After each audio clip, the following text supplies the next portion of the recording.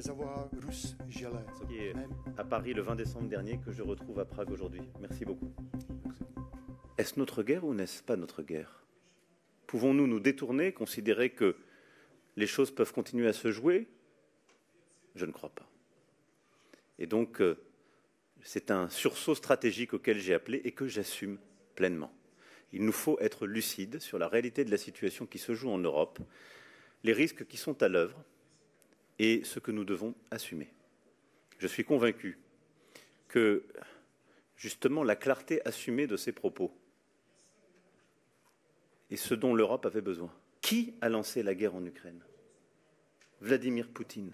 Qui menace, quoi que nous fassions, quoi que nous disions, avec l'arme nucléaire? Le président Poutine. Tournez-vous tous vers lui pour savoir, lui, quelles sont ses limites stratégiques. Mais si chaque jour, nous expliquons quelles sont nos limites, face à quelqu'un qui n'en a aucune et a lancé cette guerre, je peux déjà vous dire que l'esprit de défaite est là qui rôde, pas chez nous. Nos principes sont simples. La Russie ne peut pas ni ne doit gagner cette guerre.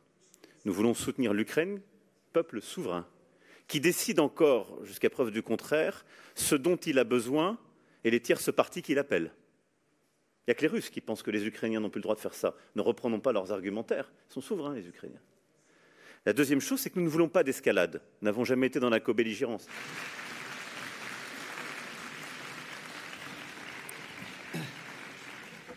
Nous abordons à coup sûr un moment de notre Europe où il conviendra de ne pas être lâche.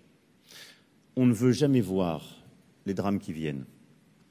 On ne veut jamais voir ce qui se joue. Et je crois que nos deux pays ont conscience de ce qui est à l'œuvre en Europe.